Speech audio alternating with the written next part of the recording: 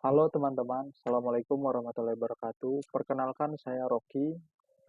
Kali ini saya bergiat di Pojok Peradaban Institut dan akan membawakan atau menceritakan sedikit buku bacaan saya yang berjudul Asal-Usul Kekayaan, karya Martin Suryajaya. Langsung saja teman-teman, kita berbicara terkait dengan asal-usul kekayaan. Ternyata buku Asal-Usul Kekayaan ini adalah disertasinya Martin Suryajaya, yang pada saat itu bersekolah di atau berkuliah di STF Driakara, Sekolah Tinggi Filsafat Driakara di Jakarta. eh, apa latar belakang atau apa sih isi dalam buku ini? Jadi sedikit saja pertanyaan besar terkait dengan buku ini, yaitu apa permasalahan epistemologi teori nilai kerja sampai ke teori nilai utilitas. Teori nilai utilitas gitu. Apa solusinya dan bagaimana pemecahannya atas hal itu gitu. Jadi dari apa namanya? Dari pertanyaan besar itu, bagaimana permasalahan epistemologi dari teori nilai kerja hingga teori nilai utilitas itu dikristalisasi oleh Martin menjadi 6 pertanyaan. Yang pertama adalah apa duduk perkara teori nilai secara umum. Itu yang pertama. Yang kedua adalah apa teori nilai kerja atau teori nilai utilitas dari sisi ontologi, ontologi ekonomi yang dipertanyakan. Yang ketiga, apa kriteria dalam memilah realisme dan anti-realisme dalam ilmu pengetahuan. Yang keempat adalah bagaimana nilai kerja dan utilitas jika ditinjau dari realisme dan anti-realisme. Dan yang kelima adalah masalah apa yang timbul dari peralihan epistemologi dalam peralihan teori nilai. Yang keenam adalah adakah alternatif untuk permasalahan tersebut.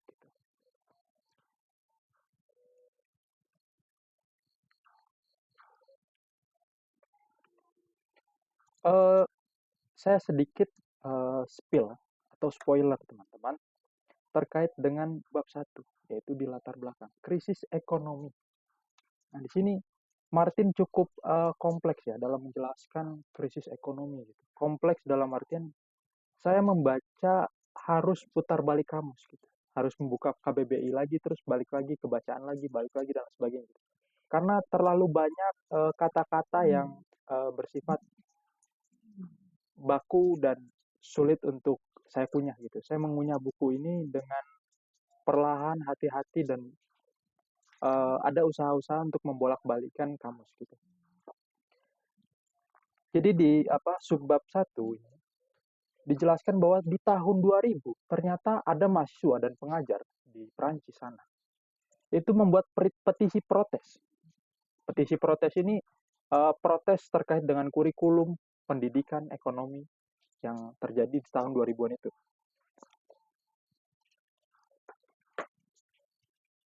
Kenapa petisi protes ini hadir? Kenapa petisi mahasiswa dan pengajar di Perancis itu hadir? Karena kurikulum ekonomi di berbagai universitas di zaman itu, pada saat itu sudah kehilangan apa namanya? Karena sudah mulai tenggelam dalam abstraksi matematis. Nah, ini kan sulit saya menjabarkan karena itu. Oh, ini sudah kehilangan abstraksi matematis dan semakin tenggelam dalam realitas gitu. Cukup berat ya teman-teman. Itu baru paragraf pertama. Jadi sudah ditemukan, sudah dihadapkan dengan berbagai kosakata-kosakata yang berat, yang sulit bagi saya. Ya, mungkin teman-teman pembaca lebih dalam mungkin sudah terbiasa akan hal itu. Kalau bagi saya harus putar balik kamus dan untuk serius gitu untuk membaca itu. Jadi ternyata di tahun 2000 itu di Perancis ada mahasiswa dan pengajar mengkampanyekan bahwa ilmu ekonomi ini sudah tidak lagi bisa didialogkan dengan realitas. Dia sudah tenggelam dalam abstraksi matematis dan kehilangan sisi realitasnya. Jadi tuntutannya apa? Kita ingin keluar dari dalam dunia imajiner. Jadi tuntutan oleh teman-teman mahasiswa, teman-teman pengajar di Perancis itu adalah kita ini ingin keluar dari dunia imajiner. Jangan sampai kita ini terkungkung hanya di ranah pemikiran yang utopis itu. Tidak bisa mendialogkan dengan realitas. Nah, selanjutnya eh, ada istilah namanya ekonomi neoklasik. Sederhananya adalah ekonomi modern, kawan. Jadi ekonomi ini dipandang tidak lagi berhasil menyajikan pengertian tentang ekonomi. Kenapa? Karena sudah terbenam dalam kecenderungan formalistik. Berat lagi ya bahasan. Maksudnya apa? Kecenderungan formalistik itu. Kecenderungan formalistik adalah keharusan untuk merumuskan kenyataan ekonomi dalam rumusan matematis. Gitu. Jadi ekonomi itu hanya formalistik, yaitu hanya di tatanan rumusan matematis gitu. Jadi apa sih yang berdampak akan hal itu? Yaitu adalah panorama realisme ilmu ekonomi. Nah, panorama realisme ilmu ekonomi ini apa digambarkan oleh Paul Omerat atau dicatat oleh Paul Omerat, yakni asumsi realistik yang dipegang dalam ekonomi klasik dari David Ricardo hingga Karl Marx, yang kemudian hilang dalam beberapa dasawarsa di abad 19 terakhir. Ketika munculnya paradigma ekonomi neoklasik gitu kan. Apa itu tadi? Ekonomi modern. Nah, postulat-postulat terkait dengan homo economicus yaitu adalah manusia yang aktivitasnya digerakkan sepenuhnya oleh kalkulasi berbasis kepentingan diri, terlanjur diformalisasi dalam rumusan matematis dan tak lagi diperiksa validitasnya di hadapan kenyataan. Waduh.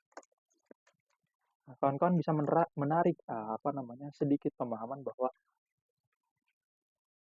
eh, homo economicus nih, kita ini homo economicus, manusia ekonomi, manusia yang digerakkan dengan aktivitas ekonomi, yang dikalkulasi berbasis kepentingan diri, terlanjur diformalisasi dalam rumusan matematis dan tidak lagi dicek validitasnya di hadapan kenyataan. Artinya apa? Kita hanya terpenjara di tatanan rumus, di tatanan teori. Kita hanya mengunyah teori, kita hanya mengunyah rumus, dan tidak berani untuk mengimplementasikan. Begitu. Selanjutnya ada seorang filsuf ekonomi dari Inggris, namanya Tony Lawson. Tony Lawson, ada yang kenal Tony Lawson? Barangkali teman-teman di sini sudah ada yang kenal ya, sudah bertemu atau apa dengan berbagai literatur Tony Lawson. Nah, Tony Lawson juga mendukung gerakan yang dikampanyekan oleh teman-teman Perancis, teman-teman pengajar, teman-teman mahasiswa di Perancis pada tahun 2000 itu. Jadi Tony Lawson sendiri dengan cepat meluas mengkritik ilmu ekonomi harus utama menerapkan metode deduktif formal. Nah, deduktif formal ini dalam ranah sosial dan di mana regularitas regularitas empirik. Apa nih regularitas empirik? Regularitas empirik itu adalah jika X maka Y, jika Y maka si sendiri itu. Jadi sangat jarang dijumpai itu kata si Lawson. Nah, dengan melanggar batas-batas penerapan metode deduktif formal yang sah, ilmu ekonomi yaitu arus utama atau neoklasik tak lagi menjajakan kaki di bumi, tidak lagi melantai. Jadi dia sudah terjebak dalam konstruksi-konstruksi hipotetik yang dirancang secara arbitrary. Waduh, bahasanya ngeri ya. Ilmu ekonomi kontemporer telah kehilangan realitasnya. Begitu Martin di sini sangat menyayangkan terkait dengan ternyata sejauh itu ilmu ekonomi dengan ranah praktisnya. Dia sudah lagi tidak mau berbicara dengan masyarakat. Dia sudah tidak lagi mendialogkan dengan realitas. Jadi di sini ditarik lagi. Jadi semakin spekulatifnya ilmu ekonomi kontemporer berjalan berbarengan dengan kecenderungan spekulatif fenomena perekonomian dewasa ini. Jadi di tahun 2008 itu teman-teman ada krisis kredit rumah di Amerika di tahun 2008 yang menjadi krisis finansial global. Nah ini finansial global hingga hari ini. Jadi tidak hanya riak dari hegemoni pasar finansial di atas sektor real. Sektor real itu adalah produksi, distribusi, dan konsumsi gitu teman. Jadi materialis tentang komoditas yang diproduksi dalam sektor real kini seakan ditelan dalam gelombang supramaterial pasar derivatif. Gitu. Jadi komoditas konkret, komoditas yang benar-benar nyata, itu kini malah diperuntukkan untuk alih-alih menentukan komoditas virtual. Jadi digeser. Nah, sehingga ada sesuatu yang ganjil terkait dengan epistemologi dalam panorama kontemporer ini. Jadi panorama modern. Jadi masyarakat hidup mengunyah lembar saham dan makan prospek atau resiko. Itu tidak hanya itu gitu. Jadi dari nasi dan roti yang diproduksi dalam sektor real. Ketika kedua ranah perekonomian ini didekati dengan kebijakan yang menaruh keduanya di satu level penjelasan, itu akan memprioritaskan sektor finansial di atas sektor real. Jadi itu karena potensi laba yang lebih besar dan kebijakan itu juga setengah melayang meninggalkan kenyataan. Gitu. Jadi mengabaikan syarat-syarat material dasar bagi adanya masyarakat. Gitu. Selanjutnya, saya sedikit meng-spill terkait dengan apa sih yang dinamakan dengan teori nilai. Teori nilai apa sih? Teori nilai itu sederhananya adalah keseukuran antar komoditas yang menjadi basis pertukaran dan realitas ekonomi. Itu teori nilai. Sehingga teori nilai ini adalah menjadi ontologi ekonomi. Ontologi ekonomi, teman-teman. Jadi suatu teori nilai ini adalah suatu keberadaan yang ada di ekonomi itu sendiri. Dan di sini Martin menuliskan bahwa teori nilai itu adalah hal yang sentral, hal yang terpusat, hal yang ada di tengah-tengah di ekonomi itu sendiri. Jadi jika dibayangkan tubuh ekonomi, teori nilai adalah tubuh itu sendiri. Jadi berada di tengah-tengah.